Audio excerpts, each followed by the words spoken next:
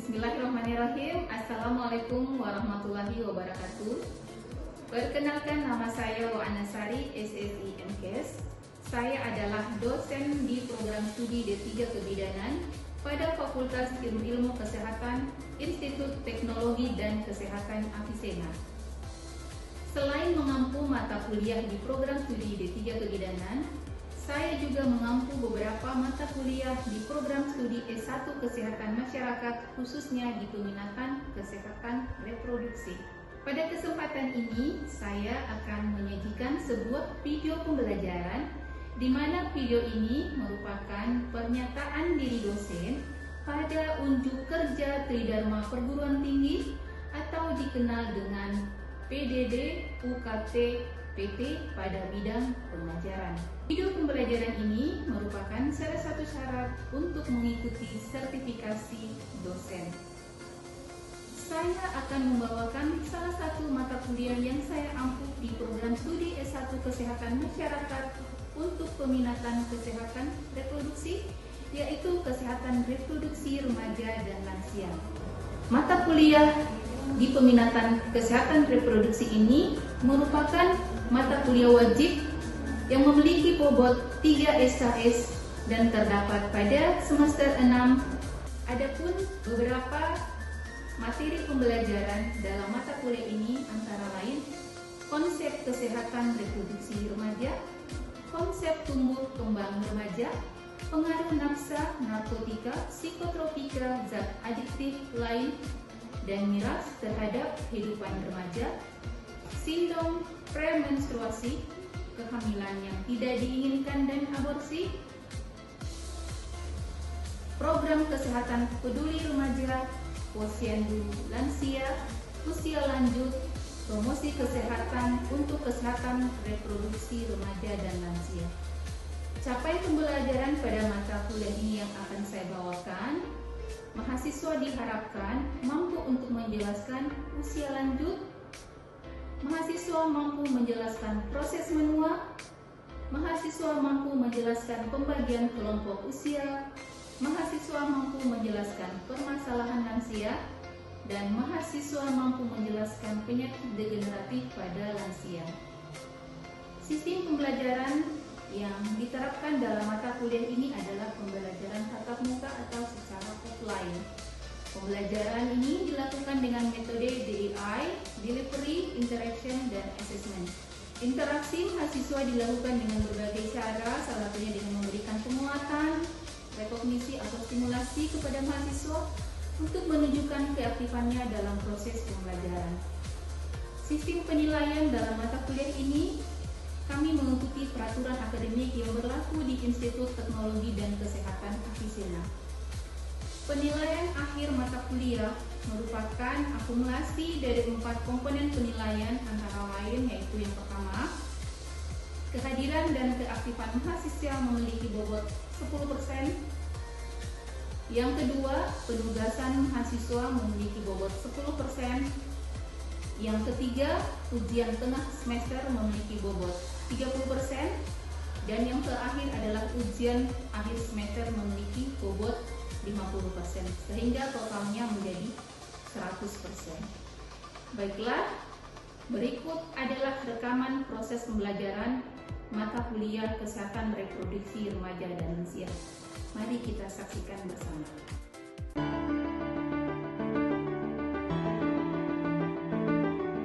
Bismillahirrahmanirrahim. Assalamualaikum warahmatullahi wabarakatuh.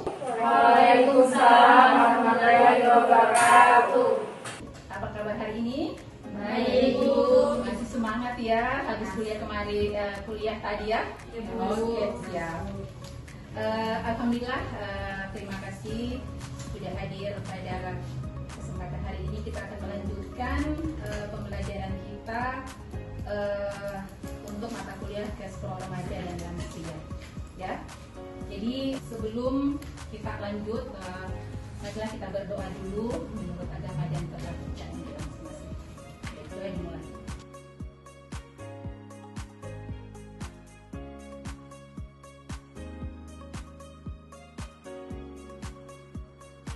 Baik, selesai. Untuk pembelajaran kita hari ini itu sudah masuk ke materi usia lanjut, itu sudah masuk pertemuan ke-13 ya. Jadi sebentar lagi kita akan UAS ya.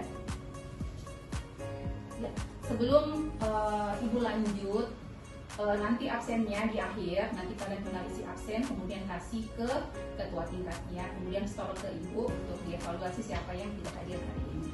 Untuk pembelajaran kita hari ini, sebelumnya Ibu akan mengingatkan kembali tentang pembelajaran kita yang pekan lalu ya. Mungkin ada dari teman-teman adik-adik sekalian yang masih ingat pembelajaran kita pekan lalu. Mungkin ada yang masih ingat pembelajaran kita pekan lalu siapa? Saya, Bu. Oke, silakan. Yes, silakan Mbak Jess. Yaitu upaya pemerintah untuk meningkatkan kesehatan remaja usia dari 10 sampai 19 tahun dan memberi pelayanan kesehatan dan berkualitas pada remaja dan meningkatkan pengetahuan serta keterampilan remaja dalam menjaga kesehatan. Baik, terima kasih Jess. Mbak Jess sudah memberikan penerangan sedikit untuk materi kita yang lalu. Semoga teman-teman yang lain masih ingat ya. Jadi kalau ada pembelajaran kaitan dengan yang lalu, teman-teman sudah mulai teringat. Baik, di pembelajaran pertemuan ke-13 ini ada namanya capaian pembelajaran. Seperti pembelajaran pertemuan sebelum-sebelumnya, itu ada yang mesti kita capai dalam pembelajaran kali ini. Yang pertama itu setelah mengikuti kegiatan ini, pembelajaran ini, mahasiswa itu dapat menjelaskan tentang proses menua ya, yang terdiri dari apa saja teori menua, perubahan yang terjadi pada usia lanjut, kemudian ada pengelompokan usia lanjut berdasarkan WHO ya, BKKBN dan Kemenkes itu berbeda-beda. Kemudian permasalahan pada lansia, penyakit degeneratif, ada lansia, penyebab dan pencegahannya.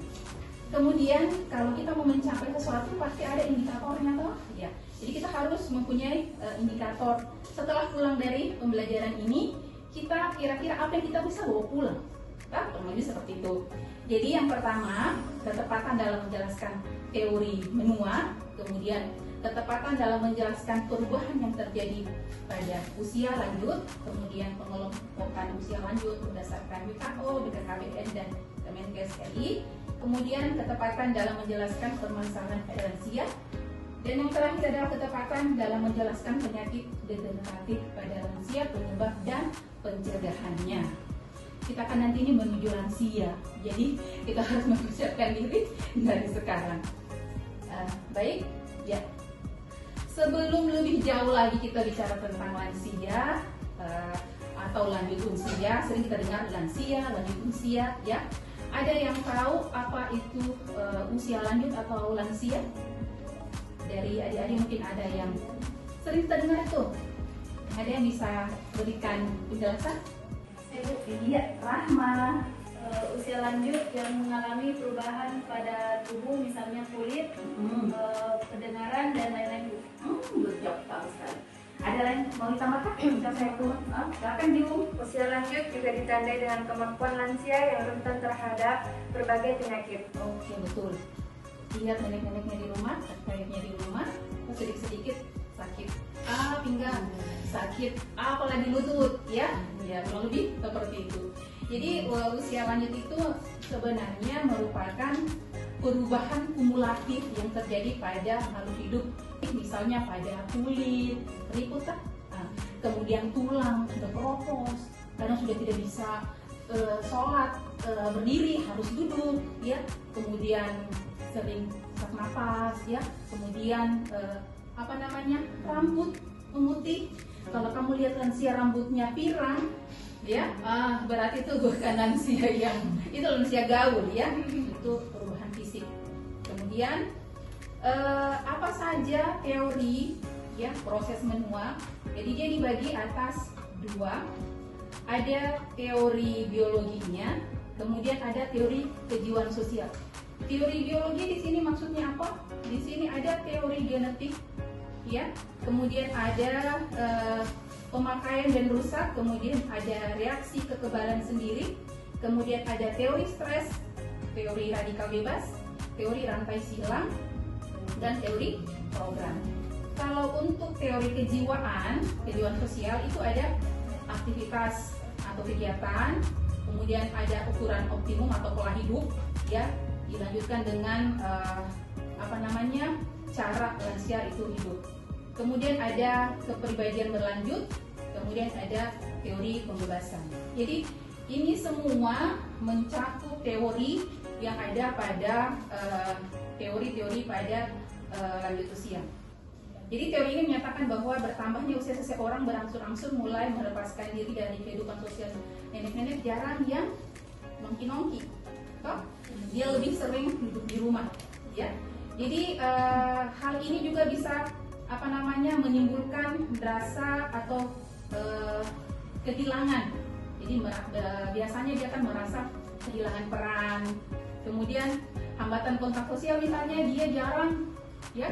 Kecuali nenek gaul itu yang biasa berkomunikasi menggunakan handphone, tapi kalau yang di desa atau di apa itu untuk kontak sosial itu jarang. Kemudian berkurangnya kontak komitmen. Ada yang mau bertanya sampai di sini? Ya, silakan.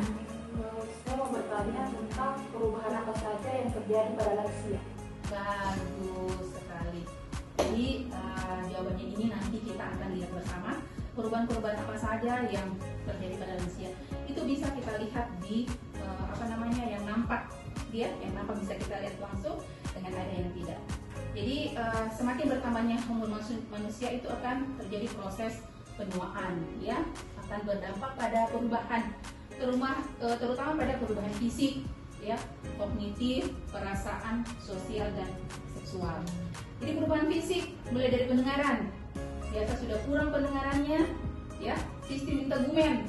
Jadi semua sistem dalam tubuh kita ini itu sudah mengalami penurunan. Ibaratnya kurva, kita itu yang lansia itu sudah berada di sini, sama dengan yang mau naik sama yang turun sudah sama posisinya.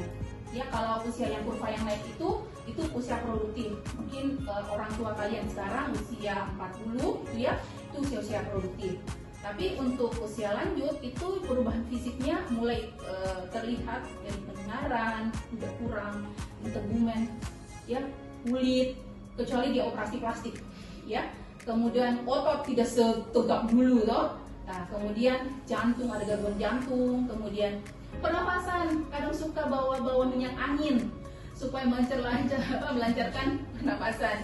Kemudian ada pencernaan, pencernaan karena giginya sudah jarang, jadi otomatis makanan yang diasup itu yang lunak-lunak. Kemudian sistem perkemihan, kemudian sistem saraf dan sistem reproduksi. Pada sistem reproduksi lansia pada wanita apa yang tidak terjadi? Tidak? Betul, cocok, tidak menstruasi. Jadi kalau ada lansia yang menstruasi, aduh, itu luar biasa, itu karunia Allah, karena kalau sudah lansia kan sudah tidak menstruasi, ya. Oke. Untuk perubahan mental yang biasa itu adalah pertama kita lihat adalah di fisik, ya, dari fisik. Karena fisiknya sudah mulai tidak seperti segagah dulu, jadi dia mulai down begitu, ya. Dulu saya lihat fotonya dulu kakek, nenek, cantik, ya. Tapi sekarang nenek sudah tidak cantik, sudah tidak merasa memiliki daya tarik, ya, artinya sudah mulai down. Padahal itu sebenarnya siklus dari kehidupan, di mana semua orang akan sampai di situ, kecuali dia meninggal pada saat usia muda, dia tidak akan dapat lansia, betul? Pasti. Oke. Kemudian kesehatan umum, sering sakit-sakitan, ya. Kemudian pendidikan tidak akan lagi dia mau belajar, mau ambil S berapa, paling makan es krim. Kemudian keturunan, ya, tidak pernah kita dengar lansia yang hamil, kecuali lansia yang menghamili, ya, pria, ya, lansia pria bisa menghamili, ya, karena memang mereka masih memproduksi sperma, beda dengan perempuan. Kalau perempuan sudah berhenti menstruasi, otomatis tidak jadi hamil.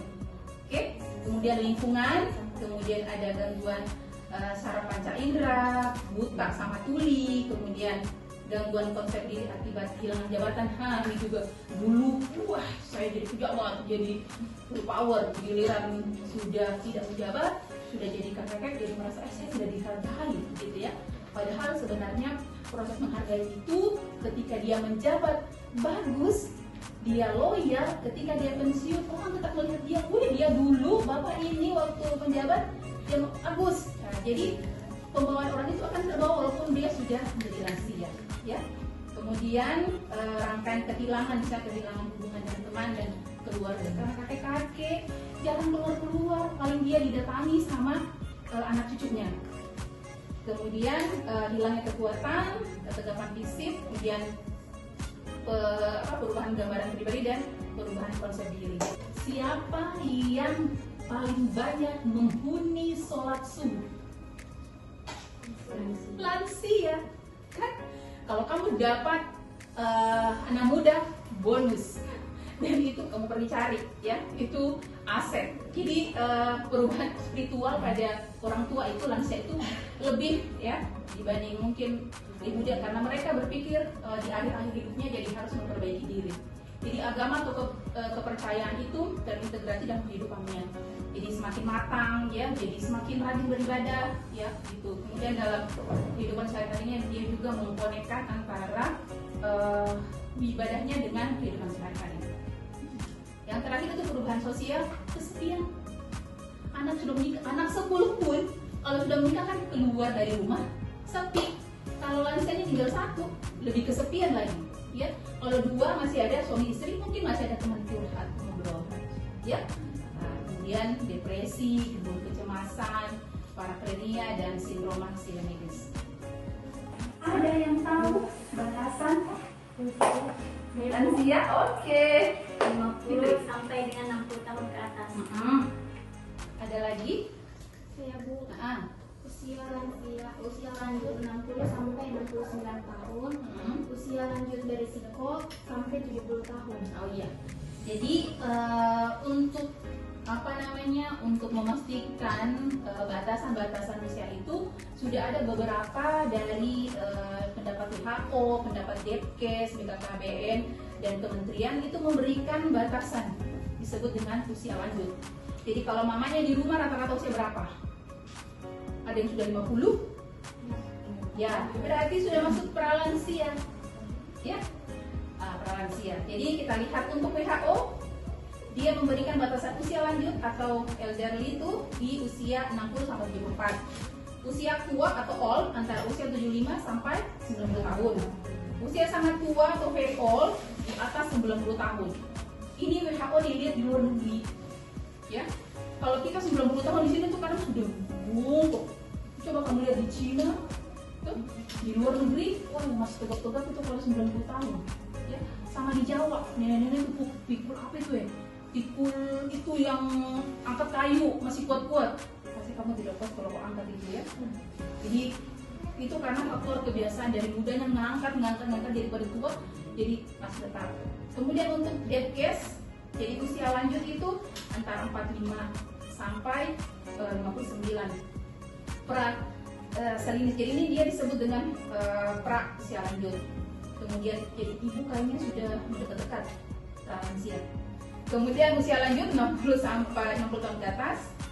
Usia lanjut beresiko 70 ke atas. Kemudian BKKBN pralansia 50 sampai 60 tahun, lansia 60 tahun ke atas. Kemudian Kementerian Kesehatan usia lanjutnya 60 sampai 69 tahun dan usia lanjut berisiko itu 70 tahun ke atas. Ada yang mau bertanya di sini? Penyakit apa saja yang dialami oleh lansia? Bagus. Penyakit apa saja yang ada pada lansia? Masih punya nenek di rumah? Masih. Kakek? Masih. Ada yang menderita diabetes? Ada kakeknya? Ada. Kakekmu menderita penyakit apa? Diabetes. Ada yang kakeknya hipertensi? Kakeknya di rumah ada hipertensi? Ada. Ya, jadi penyakit-penyakit itulah yang biasa terjadi di lansia. seperti diabetes, ya, hipertensi, ya, jantung koroner, ya, itu kemudian demensia lupa, ya, biasanya itu pikun-pikun. Jadi nanti kita akan bahas lebih lanjut kembali, kita lanjutkan dulu ke materi berikutnya, permasalahan pada lansia. Permasalahan yang dialami oleh lanjut usia khususnya di Indonesia itu ada 3, masalah kesehatan, menurunnya produktivitas ekonomi, dan masalah sosial. Masalah kesehatan banyak, ya, lansia-lansia kita yang mengalami penyakit-penyakit degeneratif seperti yang kita sudah sebutkan tadi. Kemudian menurunnya produktivitas itu ekonomi karena di usia lanjut itu sudah tidak produktif, otomatis tidak menerima income pendapatan kecuali mungkin dia punya aset sebelumnya pada saat sebelum dia lansia. Kemudian ada pendapat lain juga, permasalahan diantaranya itu masalah fisik, ya, kognitif, emosional, dan spiritual. Kita sering melihat untuk masalah fisik, gampang sekali kita melihat orang tua yang bongkok, ya. Kalau dia mempunyai investasi di masa muda dengan olahraga, itu tidak akan lumpuh. Lihat itu yang di Cina sudah 50 tahun, sudah putih rambutnya, berotot. Ya. Karena dia investasi dengan olahraga. Jadi di masa tua dia akan masih tetap beraktivitas seperti biasa karena dia sudah menanggung dari awal. Kemudian masalah kognitif, intelektual, kemudian masalah emosional. Kadang kalau sudah pikun sekali tuh kadang suka ngambekan, suka baperan. Tidak didengar sedikit dia langsung ngambek, marah-marah. Tidak dituruti sedikit marah. Mau makan ini padahal dia hipertensi, karena tidak dituruti marah, ya. Jadi emosinya itu sudah mulai tidak seperti pada saat dia usia masih produktif. Kemudian masalah spiritual, ya, penyakit-penyakit degeneratif, ya, seperti yang sudah tadi kita sampaikan. Ini sebenarnya dia akan mempengaruhi semua perubahan organ secara menyeluruh. Jadi semua sistemnya kita yang ada dalam tubuh ini itu akan mengalami namanya proses penuaan. Itu pasti dan itu hukum alam. Kita tidak bisa menolak. Kemudian apa yang mempengaruhi penyakit degeneratif? Ya, yang pertama gaya hidup tidak sehat. Apa lagi? Kurang olahraga. Apa lagi? Merokok, alkohol, narkoba, ya, kemudian ada stres, kemudian makan yang tidak sehat. Kemudian yang terakhir mengonsumsi lemak jenuh. Ya, biasanya ini akan berpengaruh kepada penyakit hipertensi, diabetes, ya. Semua gaya-gaya hidup ini, semua pola hidup yang ditabung dari masa muda akan mencerminkan pada masa tua. Jadi adik-adik mumpung belum terlambat, dan saya juga, dan tidak ada kata terlambat kalau untuk olahraga, ya. Olahraga itu tidak mesti yang berat. Jogging di pagi hari minimal 30 menit itu sudah akan meningkatkan daya tahan untuk lutut, ya, lutut. Jadi investasi lutut di masa depan, karena kenapa? Usia lanjut itu rentan dengan lutut, ya, tidak bisa jalan. Apalagi obesitas akan mempengaruhi masa tubuh yang menopang terlalu berat, akan berpengaruh di lutut, ya. Jadi susah untuk bergerak. Ya, tadi ada penyakit-penyakit seperti diabetes meletus, ya. Ini tahu apa penyebab penyakit diabetes meletus? Ada yang tahu? Apa yang terbersit di benak adik-adik tentang penyakit diabetes? Iya, berarti kalau orang penyakit diabetes itu tidak boleh makan. Iya, tidak boleh makan kandungan makanan yang mengandung tinggi gula, karena di dalam tubuhnya insulinnya itu sudah berkurang atau sudah tidak aktivitasnya tidak seperti waktu di masa muda. Ya, ini ada klasifikasi. Ini gula darah kadar glukosa sewaktu, kemudian pada saat puasa, tidak puasa, dan puasa sebagai diagnosa pada saat mendiagnosa diabetes. Jadi yang bukan DM itu kemudian diduga DM, diabetes meletus, kemudian diagnosa DM. Jadi kalau misalnya sewaktu-waktu adik-adik di rumah lihat riwayat penyakit, rekam mediknya atau hasil pemeriksaan lab, kemudian melihat kurang lebih angka-angka seperti ini kalian sudah bisa membaca ya bahwa oh ini pada waktu tidak puasa ini dia mempunyai kadar gula sekian di atas daripada 200. Jadi itu diduga menderita penyakit diabetes. Kalau di bawah antara 140 sampai 200 itu baru diduga ya, baru diduga. Jadi sudah ada bibitnya. Ya, ada hipertensi, kemudian hipertensi juga ini ada 3 kategori. Jadi kita bisa melihat, jadi kalau ada hipertensi berat itu sudah 160 sistoliknya dan diastoliknya 95 ya.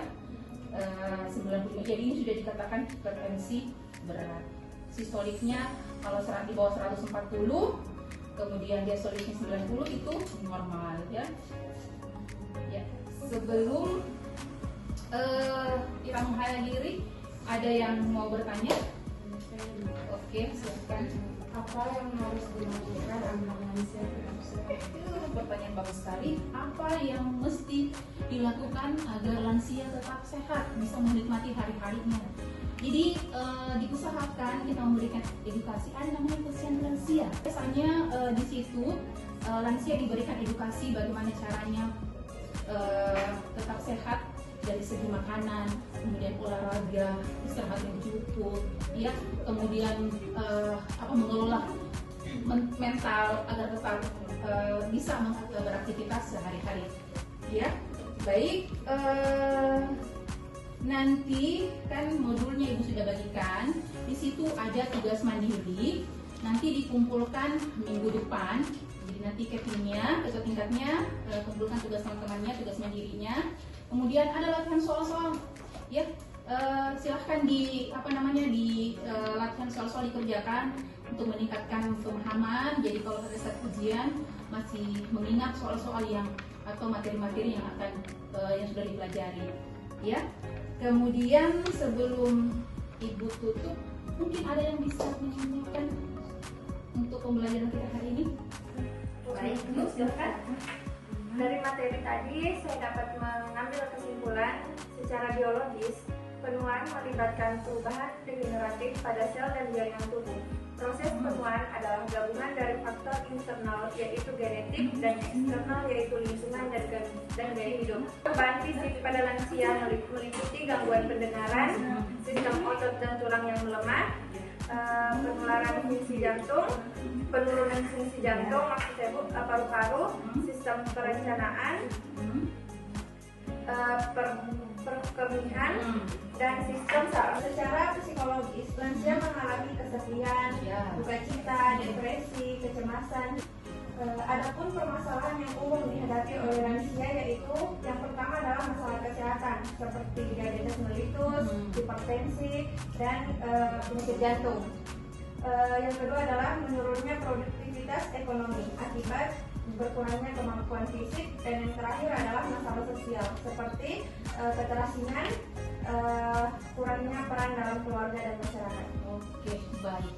Jadi itulah kesimpulan dari materi tatap muka kita kali ini. Semoga adik-adik yang lain bisa juga sebelum di rumah bisa mengevaluasi kembali pembelajaran kita hari ini untuk persiapan, karena sebentar lagi kita akan ujian final semester. Baik, mungkin sudah tidak ada lagi, mungkin kita tutup saja pembelajaran kita pada siang hari ini dengan ucapan alhamdulillah. Assalamualaikum warahmatullahi wabarakatuh. Waalaikumsalam warahmatullahi wabarakatuh. Sekian video pembelajaran dari mata kuliah Kesehatan Reproduksi Remaja dan Lansia pada program studi S1 Kesehatan Masyarakat Institut Teknologi dan Kesehatan Avicenna. Semoga dapat menjadi bahan pertimbangan baik dalam proses pengajuan sertifikasi dosen SMART gelombang 1 tahun 2025. Terima kasih.